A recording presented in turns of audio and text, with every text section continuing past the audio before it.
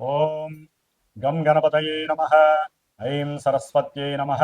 శ్రీ గురుభ్యో నమః. హరి ఓం. ఆదిత్యాయ చ సోమాయ మంగళాయ బుధాయ చ గురుశుక్రశనిభ్యశ్చ రాహవే కేతవే నమో నమః. ఓం నవగ్రహదేవతాయై నమః. వాగర్ధావివ సంపృక్తో వాగర్ధ ప్రతిపత్తయే జగతః పితరో వందే పార్వతీ పరమేశ్వరో ఉమాశంకరాభ్యాం నమః.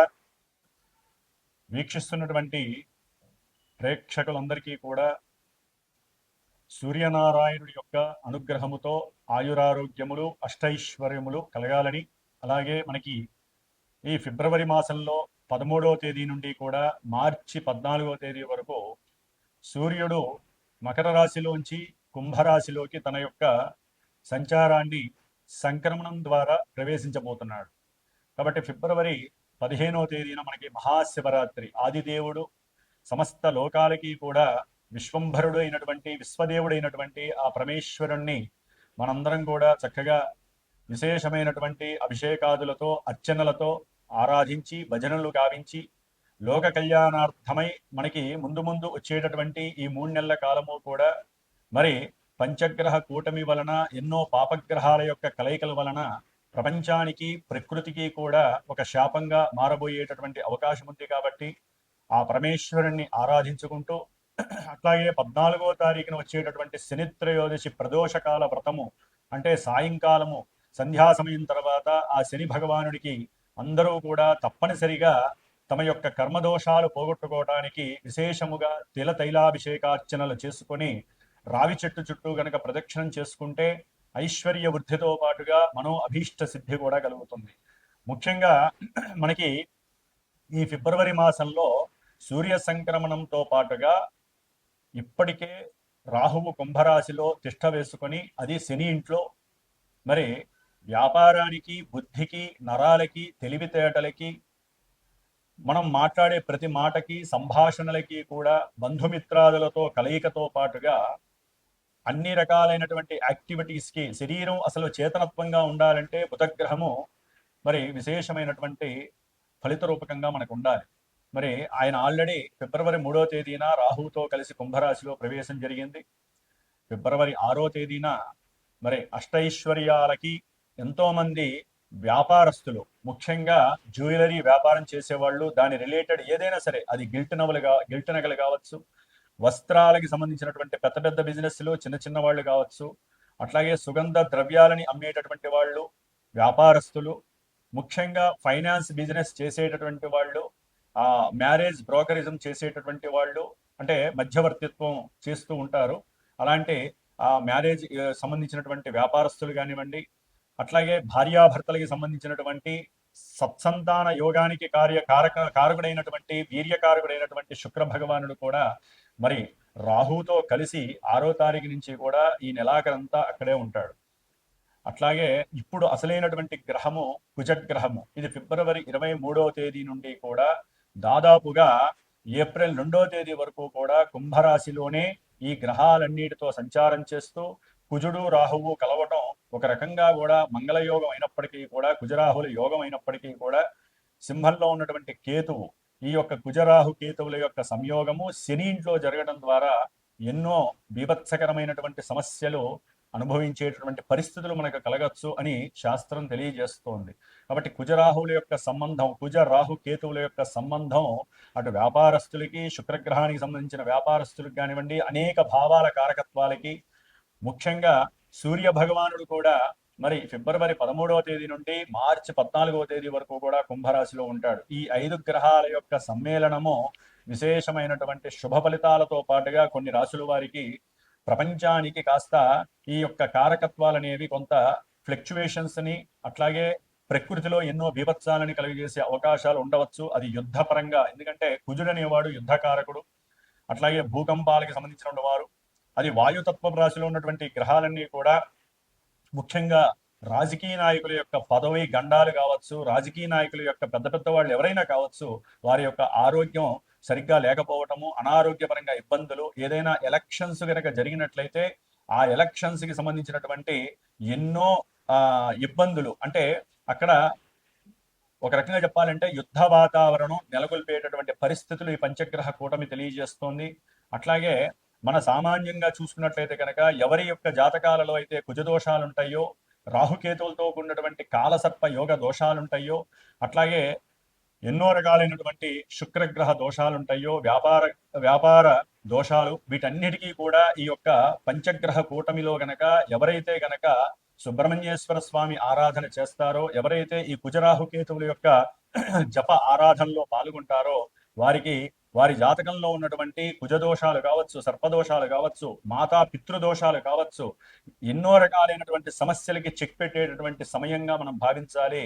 ఎందుకంటే 5 గ్రహాల కూటమి అంటే ఎన్నో రకాలైనటువంటి విపరీతమైనటువంటి అనర్థాలు జరిగే అవకాశం కొన్ని రాశులకు ఉంటుంది. ప్రపంచం దేశగోచారంలో మరి అది ప్రపంచం మీద వ్యాప్తి చెందుతుంది. కానీ మనకి ఎవరికి జాతకాలు వాళ్ళకు ఉంటాయి కాబట్టి రాశుల రీత్యా కావచ్చు, జన్మ జాతకంలో లగ్న రీత్యా కావచ్చు, జరుగుతున్నటువంటి దశ అంతర్దశలు, ముఖ్యంగా కుజ మహర్దశ గాని, రాహు మహర్దశ గాని, కేతు మహర్దశ గాని, శని మహర్దశ గాని, ఈ పాపగ్రహ మహర్దశలు జరుగుతున్నా, మరి రాహుతో కలిసినటువంటి ఈ సూర్యుడు, బుధుడు, శుక్రుడు యొక్క దశలు అంతర్దశలు జరుగుతున్నా, వీరి యొక్క దశల్లో వారి జాతకంలో ఎక్కడైనా సరే దోషాలు ఉన్నట్లయితే అవి కాస్త ఇబ్బంది పెట్టేటటువంటి పరిస్థితి ఈ యొక్క పంచగ్రహ కూటమి వలన కనపడుతోంది. కాబట్టి దాదాపుగా ఫిబ్రవరి అంటే మార్చి 1 నుంచి కూడా కుజుడు శతభిష నక్షత్రంలోకి వస్తాడు. అది ఇంకా బీభత్సకరమైనటువంటి సందర్భము. కాబట్టి ఫిబ్రవరి 23వ తేదీ నుండి కూడా దాదాపుగా మనకి 77 రోజులు, అంటే 70 రోజులు అనుకోండి, 70 రోజులు అంటే మే 10వ తారీఖు వరకు కూడా ఈ కుజ రాహు కేతువుల యొక్క శనిగ్రహ యొక్క ప్రభావం. ఎందుకంటే ఏప్రిల్ 2వ తేదీ నుండి కూడా మే 10వ తేదీ వరకు కుజుడు మీనరాశిలో శనితో కలిసి ఉంటాడు. ఇది మహా దోషప్రదమైనటువంటిది. కాబట్టి ఎన్నో రకాలైనటువంటి దోషాలను కలుగజేసేటటువంటి ఈ దోషాన్ని మనం హరింపజేసుకోవటానికి మా యొక్క శ్రీమాత జ్యోతిషాలయ పీఠం తరపున నేను 70 రోజులు ఈ యొక్క కుజగ్రహానికి, రాహుకేతువులకి, శనికి సంబంధించినటువంటి జపాన్ని ఆచరిస్తూ, ముఖ్యంగా ఈ యొక్క కేతుగణ దోషాలు మఖానక్షత్రంలోకి కేతు అనేటటువంటి వాడు ప్రవేశిస్తున్నాడు దాదాపుగా మనకి మార్చి 1 నుంచి. కాబట్టి ఇంకా దోషాలు ఎక్కువ అవకాశం ఉంటుంది. కాలసర్ప యోగ దోషం కూడా పడుతోంది. అంటే రాహుకేతువుల మధ్యలోనే గ్రహాలన్నీ కూడా సంస్థాపితమై దాదాపుగా మనకి కాలసర్ప యోగ దోషం అనేటటువంటిది ఉండే అవకాశం ఉంటుంది జూలై 1 వీక్ వరకు కూడా. కాబట్టి ఈ యొక్క 70 రోజులు కూడా నా యొక్క పీఠంలో, నా యొక్క ఆధ్వర్యంలో, నాచే చేయబడుతూ, ముఖ్యంగా ఈ యొక్క సుబ్రహ్మణ్య ఆరాధన విశేషంగా జరిపి, మధ్యలో మార్చి 1 వీక్ తర్వాత అంటే ఏప్రిల్ సమయంలో నేను అష్టవినాయక దర్శనం, పూణేలో ఉన్నటువంటి అష్టవినాయకుల యొక్క దర్శనము, అట్లాగే సుబ్రహ్మణ్యేశ్వర స్వామికి సంబంధించినటువంటి దైవ తీర్థాలని కూడా సంచరించి, మధ్యలో 1-2 సార్లు సుబ్రహ్మణ్య పాశుపత హోమాలని సంతానం కలక్కపోయినా వారి గురించి కావచ్చు, వివాహం కానిటువంటి వారికి, వివాహమై దాంపత్య అనుకూలత సరిగ్గా లేనటువంటి వారికి, మతిస్థిమితం సరిగ్గా లేనటువంటి వారికి, వ్యాపారంలో నష్టాలు అనుభవిస్తున్నటువంటి వారికి, అట్లాగే ఎవరికైతే జన్మజాతకంలో ఎంత కష్టపడ్డా కూడా 10 రూపాయలు దాచుకోలేని పరిస్థితి, సంపాదించలేని పరిస్థితి ఉన్నటువంటి వారు కావచ్చు, ముఖ్యంగా సంతానహీనత, గర్భవిచ్ఛిన్న దోషాలు కలిగేటటువంటి వాళ్ళు, జన్మజాతకంలో ఉన్నటువంటి కుజరాహు కేతువుల యొక్క దోషాలు ఉన్నటువంటి వాళ్ళు తప్పకుండా సంప్రదించండి. మరి ఈ యొక్క కార్యక్రమానికి 70 రోజుల యొక్క కార్యక్రమానికి డైరెక్ట్గా నాకు ఫోన్ చేసినట్లయితే కనుక దానికి సంబంధించినటువంటి నియమాలు ఏ విధంగా ఆచరించాలి, మీరు ఏ విధమైనటువంటి మంత్రాలు, అర్చనలు ఈ 70 రోజులు చేసుకుంటే కొన్ని రాసుల వారికి ఆ యొక్క అవయోగాలు తొలగిపోయి యోగాలు కలుగుతాయో నేనే డైరెక్ట్గా మీకు తెలియజేస్తాను. అట్లాగే జాతక పర్యవేక్షణ ద్వారా కూడా ఎన్నో విషయాలు మీరు తెలుసుకోవచ్చు.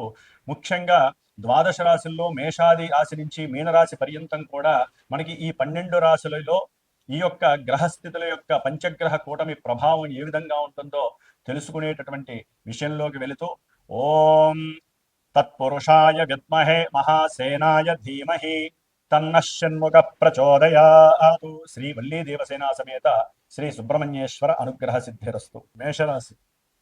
మేషరాశి వారికి ఈ ఫిబ్రవరి మాసంలో 13వ తేదీ నుండి కూడా మార్చి 14వ తేదీ వరకు సూర్య భగవానుడు కుంభరాశిలో సంచారము, అంటే పంచమాధిపతి అయినటువంటి సూర్యుడు లాభంలో ఉన్నటువంటి కుంభరాశిలో సంచారం.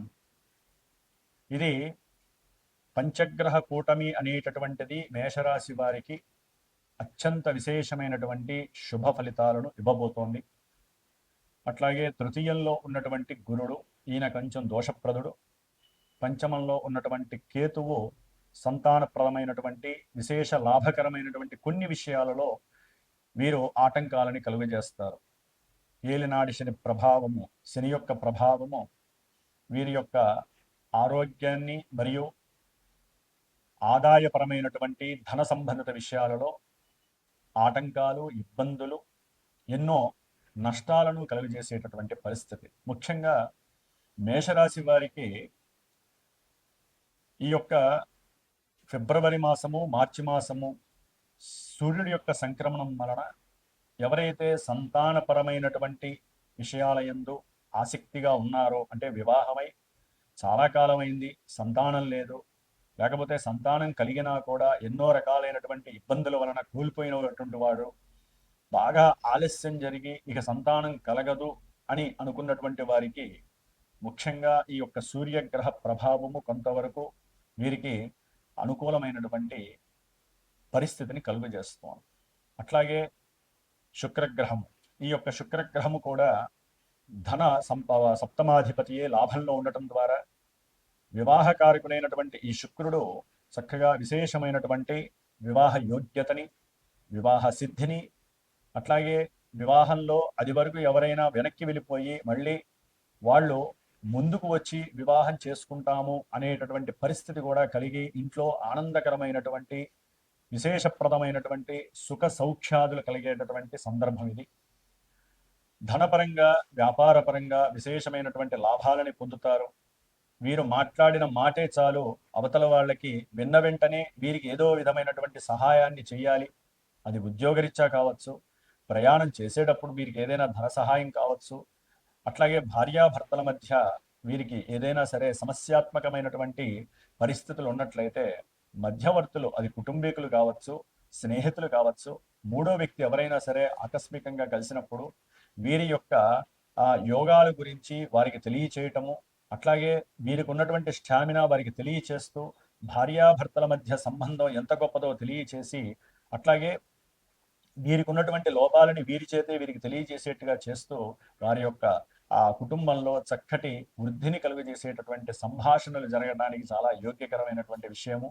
అట్లాగే ఆస్తులు, స్థిరాస్తులు కావచ్చు, చరాస్తులు కావచ్చు, వీటి గురించి లేకపోతే ఏదైనా ఒక వస్తువుని అమ్మాలి అనుకున్నప్పుడు దానికి సంబంధించినటువంటి ఆలస్యము లేకుండా విశేషంగా ఈ యొక్క లాభంలో ఉన్నటువంటి ఈ యొక్క పంచగ్రహ కూటమి వలన విశేషముగా అది తొందరగా అమ్ముడైపోవటం, చక్కటి లాభం రావటం, దాని ద్వారా వీరి యొక్క కుటుంబంలో నిత్యము కూడా నూతనంగా ఏదో ఒక ఆవిష్కరణలు, ఆనందకరమైనటువంటి వస్తువులను కొనేటటువంటి భాగ్యము కలగటము మేషరాశి వారికి కలుగుతోంది.